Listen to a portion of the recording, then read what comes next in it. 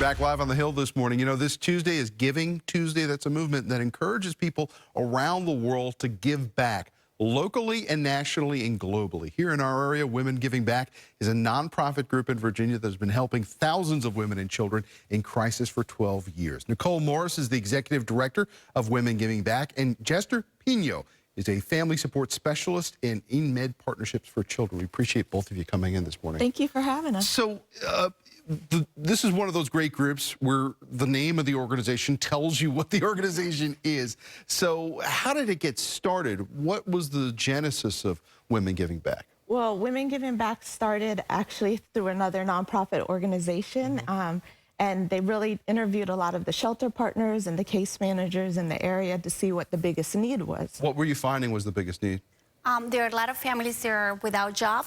Housing, affordable housing is a huge issue in Loudoun County. There's not many places where people can afford a place to live, so therefore they're forced to live in a bigger group in order to afford a place and not putting the kids on risk, just to not have a roof. One of the reasons during the holidays that we like to do this segment at this time is because we get a lot of people who want to do things.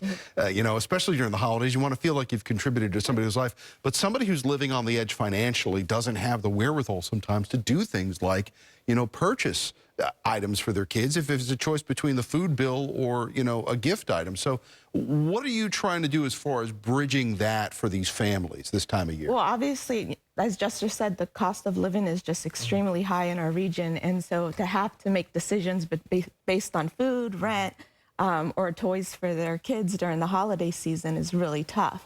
So we're really trying to kind of alleviate the burden that they have on their monthly budget.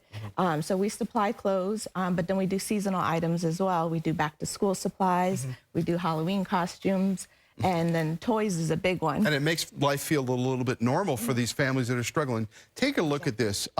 You serve 1,100 women and children a month. 149,000 pieces of clothing distributed. That's amazing.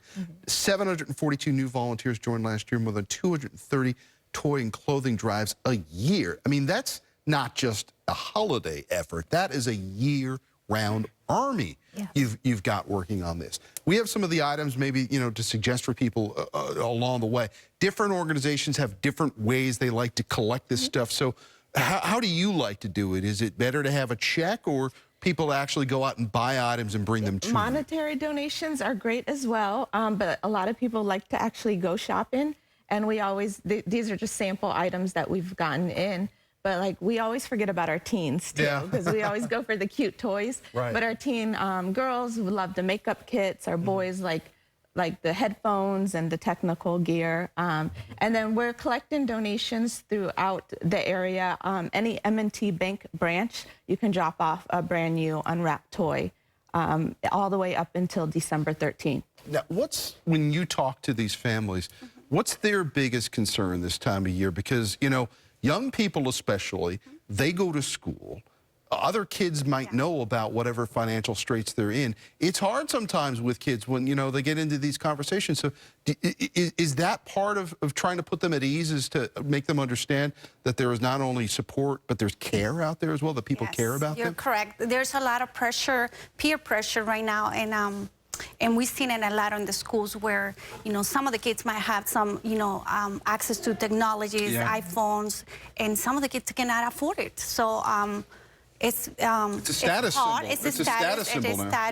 And then we are very thankful to work partnering with Women Giving Back for years, and we refer families that are in need, and based on their need, we refer every month to them just to obtain some items. Clothing items is just not only through the gift, through the holiday, but just clothing for parents who are exposed and about to get into a new job and interview. So it's a great help through the holiday. It's very nice to see, you know, the smile on the children. It's a good-looking Santa Claus you got there as well, too.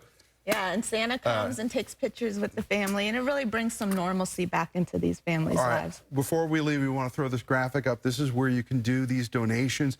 There are any M&T Bank branches, we just said. It is Women Giving Back in Sterling, Virginia.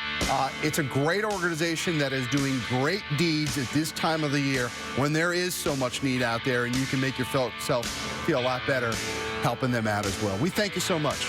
Thank you. Happy holidays to you. We're going to be right back to wrap things up here on the Hill. We'll be right back after this.